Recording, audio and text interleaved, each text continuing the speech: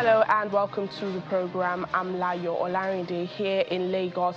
We begin the program in Senegal, where a Boeing 737-300 aircraft has crashed during takeoff. 11 people are said to be injured, 4 of them severely. Air Senegal flight HC301 was bound for the Malian capital, Bamako. The Cars Blaise Diagne Airport put out a statement saying that the plane went off the runway in the early hours of Thursday. The pilot is also slightly injured, but most of the 78 passengers on board are not hurt in the incident. Operations have since been halted at the airport and an inquiry is underway to determine the cause of the incident. Although it is not yet known what caused the crash, this is coming as the manufacturer faces a deepening crisis over its safety record.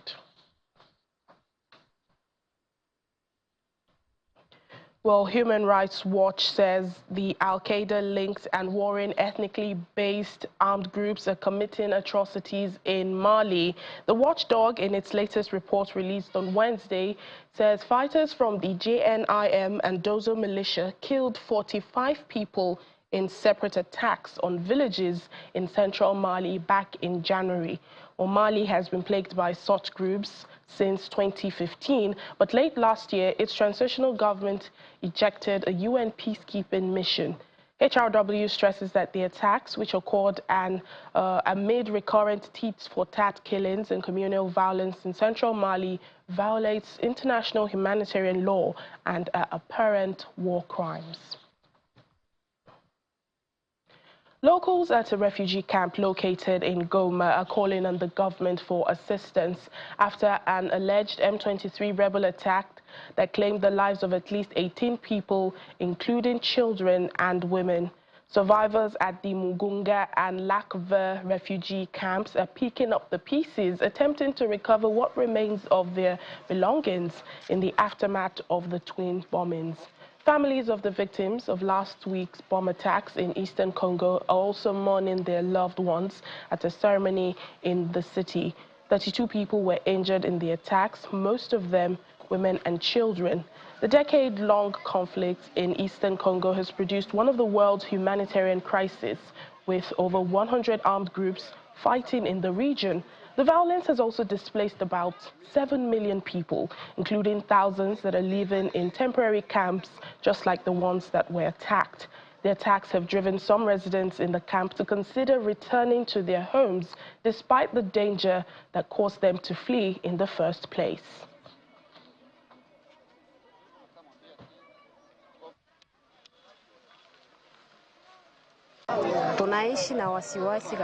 We live here in insecurity, yet we came here for refuge. We shouldn't be fleeing the war in our villages to come here to die in the camps. We don't know what to do. We are asking the Congolese army to relocate their support weapons that are installed near our camp so that we don't fall victim to rebel retaliation.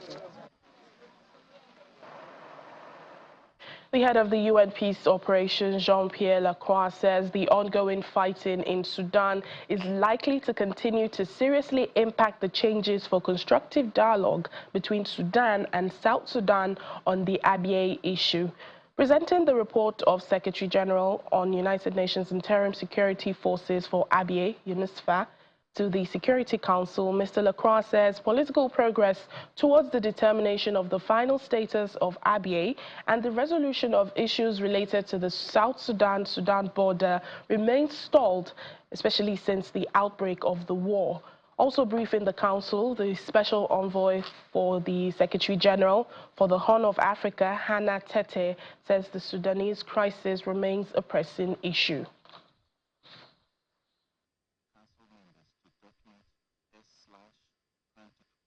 Political progress towards the determination of the final status of Abyei and the resolution of issues related to the South Sudan border remains stalled since the outbreak of the war between the Sudan Armed Forces and the Rapid Support Forces in the Sudan in April 2023.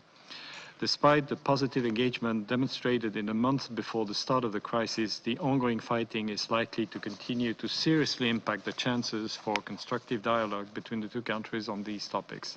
The Sudan crisis, which began a year ago on the 16th of April, remains a pressing issue. The conflict in Sudan continues to be determined by military developments on the ground, and yet it is, in our estimation, the situation that no warring party has the military means to achieve victory. Despite numerous mediation efforts, the civilian population continues to suffer the consequences of violent confrontation between the Rapid Support Forces and the Sudan Armed Forces. This conflict not only impacts bilateral relations between the Sudan and South Sudan, but also has far-reaching implications for the security and humanitarian situation in Sudan's neighbors, in the Sahel, and in the Horn of Africa as a whole. South Sudan recognized the importance of ensuring humanitarian access to ABA, especially in the light of the ongoing intercommunal violences and the influx of displaced persons from Sudan. We pledge to cooperate with relevant parties to facilitate humanitarian assistance and ensure safety of this aid workers operating in the region. South Sudan also welcomes the reduction in intercommunal violences and support efforts towards peaceful coexistence.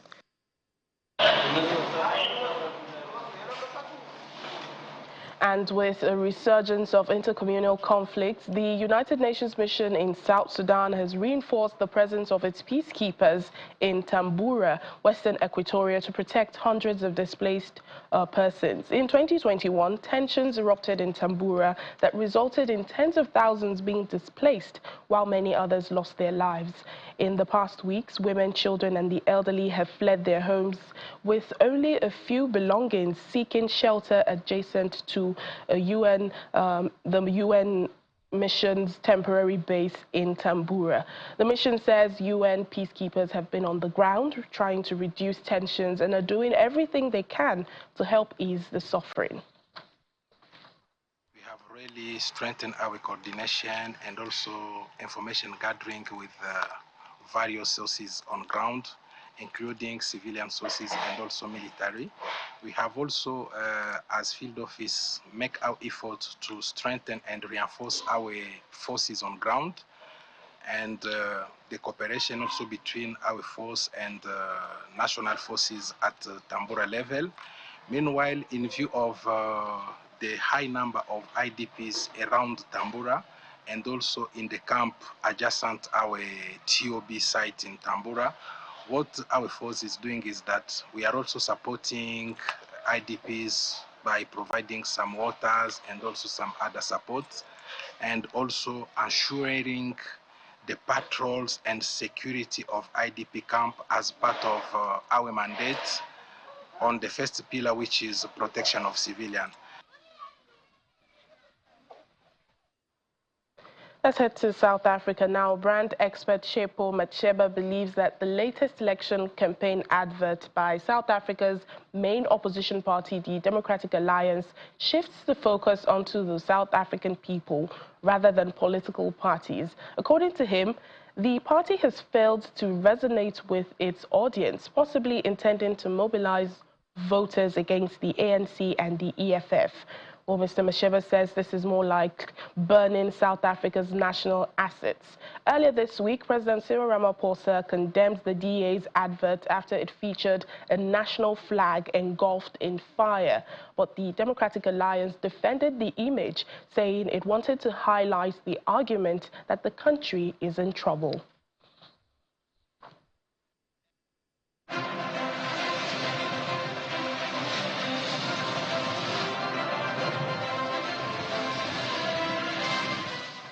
So the emotional spat that the DA might have with the ANC and its government, or the EFF, or the newly formed MK party, has nothing absolutely to do with the country, but to do with politics. And so to burn a South African flag is actually just a clear embarrassment, and it shows where the DA's heart lies, that it does not belong in South Africa. They see themselves as belonging somewhere else. And that's why Steenhuisen went to Ukraine, but he never bothered to go to Palestine.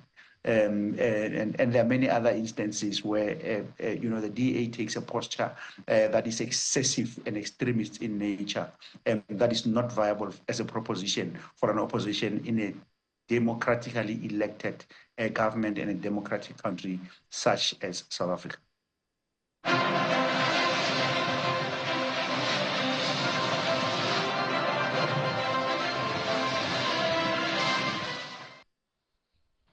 Well, in the coastal city of George in South Africa, the devastating building collapse has sparked urgent investigations and a massive rescue operation.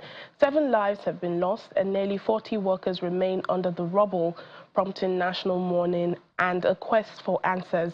South African President Cyril Ramaphosa has extended his condolences to the families affected by the tragedy and is also calling for thorough investigation into the cause of the collapse. Authorities, including police, the provincial government and the National Department of Labour, are conducting inquiries to determine the factors that contributed to the disaster. More than 200 rescue personnel continue to set. Party is still continuing with the operation, but what at the same time, what the teams are now doing are preparing for recovery. We continue in Kenya. Public hospital doctors have agreed to resume work after signing a deal with the government, calling off a nationwide strike which lasted for close to 2 months. According to union officials, the doctors have decided to place their trust in the government to address the issues that led to the strike. Now, these issues primarily revolve around inadequate pay and working conditions. This development comes after a labor court in Kenya had earlier this week given doctors and the government 48 hours to sign a return-to-work agreement, a failure to which the matter would be determined by the court. The health minister, Susan Nakuchitma, said the doctors had proved to be better negotiators than the government, adding that they had put up quite a fight.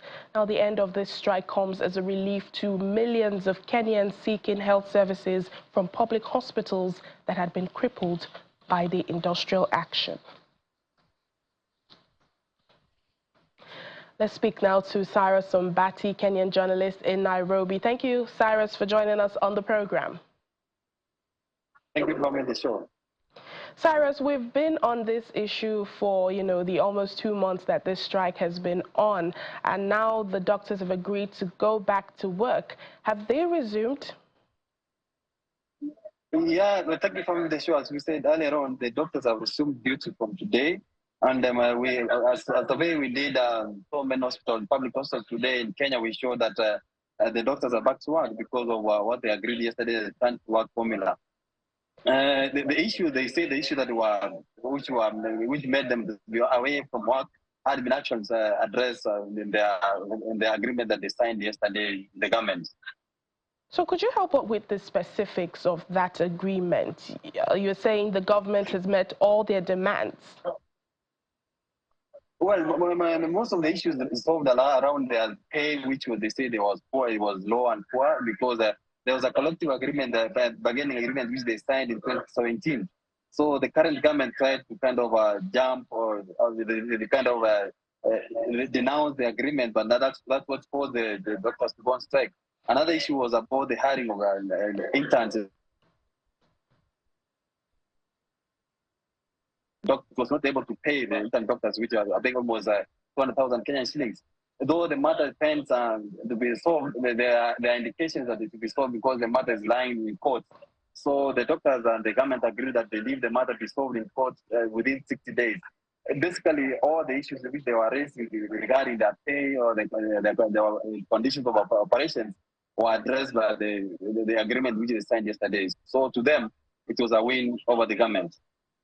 And for Kenyans, I believe they're, relieved about the doctors returning. And, the country is currently dealing with the devastating effects of flooding with fears of waterborne diseases. How quickly, can these doctors fill in the gap? I mean, it's a big relief, I can tell you, because it's not only the issue of flooding, which is affecting Kenya. Most Kenyans were suffering. We talk of mothers giving birth, because the public hospital, that's where they run to. Accident victims, that's where they are taken to public hospitals. Those falling sick because of malaria and other diseases. Now there's a waterborne disease, which is an outbreak on the same, because it's all over around 5 counties in the country. So their return to work is a big relief, and it's going to help the country to stabilize the situation, because as we speak, the nurses are also threatening to go on strike. So the return of these doctors will help kind of address so many issues which are pending. We have had so many deaths because of the lack of these doctors who are away from work. So it's a big relief. They need to say it's a big relief to say, actually. All right, then. Thank you so much, Sarah Sombati, Kenyan journalist in Nairobi. Thank you. Thank you for me, the show. Benin Republic is preventing neighboring Niger from using its port to export its first crude oil as a border dispute rages between the two countries. President Patrice Talon's government is demanding that landlocked Niger reopen its side of the border if it wants to use Benin's ports. Mr. Talon accuses Niger of treating its neighbor like an enemy. Now, relations between the two nations soured after the military staged a coup in Niger last year. Benin and other West African nations imposed sanctions on Niger, including border closures, in a bid to force the military to hand back power to the elected government. The sanctions by the ECOWAS, Economic Community of West African States, were eased in February and were expected to normalize trade relations with Niger. But Niger has refused to open its land borders for goods coming in from Benin. And the junta ruling in the country is yet to respond to President Talon's comments. To environmental stories now. In response to the increasing threats of climate change and the environmental hazards posed by fossil fuels, countries worldwide are turning to renewable energy sources such as wind, solar and biomass. Nigeria, a significant player in the oil and gas industry, is also charting a course towards green energy. In this report, our correspondent Deborah Agbalama takes a look at this journey towards a sustainable green future. The global community faces a critical juncture in combating climate change, necessitating a shift from fossil fuel to sustainable energy sources. Leading nations in this regard like Denmark, Portugal and China have made substantial investments in renewables, recognizing the imperative of securing a sustainable future for generations to come. As Nigeria contemplates its future amid its rich oil and gas reserves, there's a growing realization of the need to integrate green energy into its economic framework. At Rivers State University, the establishment of a Center for Climate Change and Forest Resources underscores the growing recognition on the importance of renewable energy education. Professor Sodianye Abere, the director of the center, emphasizes the need for government's intervention in integrating climate change and renewable energy studies into school curricula. We should be able to raise people who will be able to adapt and bring up solutions to the problems that we are encountering. A drive through Port Harcourt, the capital of Rivers State, shows a gradual adoption of solar energy, with approximately 1 in 20 households utilizing solar panels for electricity. Noyelum Victor, a solar energy expert, highlights the increasing awareness of solar power in Nigeria and calls for government's measures to enhance affordability and accessibility. Anybody that can afford 2,000 naira fuel in a day can afford a solar system.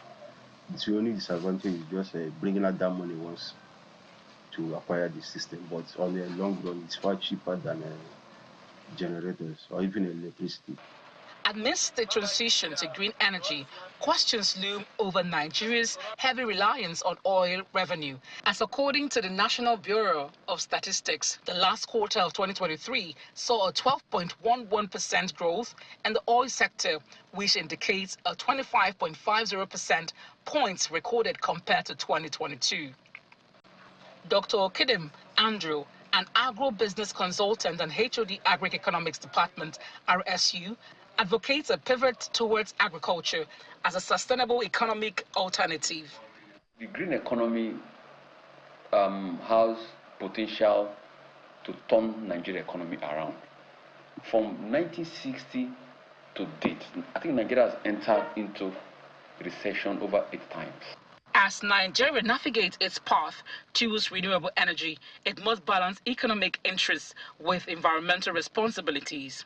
By embracing green technologies and diversifying its economy, Nigeria can pave the way for a cleaner and more sustainable future. Deborah Balama, Channels Television News. Over 200 migrants have arrived the Sicilian Porto as departures from Libya and Tunisia resumed. The migrants came aboard the Sansovino ship, which came from the Italian Lampedusa. The vessel carried about 252 migrants originating from Côte d'Ivoire, Cameroon, Chad, Guinea-Conakry, Sudan, Burkina Faso, Nigeria, Syria, and Senegal. 93 migrants arrived on Lampedusa after 3 boats were rescued. Earlier, there had been 17 reported landings in 24 hours, totaling about 627 arrivals. Lampedusa, which is lying geographically closer to Africa than mainland Italy, is often targeted by people smugglers. The island's migrant detention center has faced repeated challenges with an overflow of new arrivals and the situation becoming particularly acute during the summer months.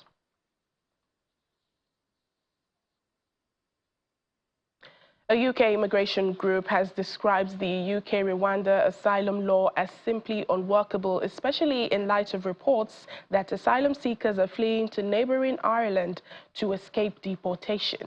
Annie Campbell from the Bail for Immigration Detainees charity says the UK government's Rwanda bill is just passing the problem to neighbors. Last week, media reports claimed that many asylum seekers had fled to Dublin using the Common Travel Area Agreement between the UK and Ireland, sparking a huge row between the countries. The Rwanda plan allows any asylum seeker entering the UK illegally after January 1st, 2022 to be sent to the African country with their claims processed there and allowed to remain in Rwanda if their claims is successful, but would not be allowed back to the UK. I feel that this is just simply unworkable. This is about performance politics rather than about a real, genuine attempt to resolve a very, very complex situation that is sort of global. The mass movement of people because they fear persecution.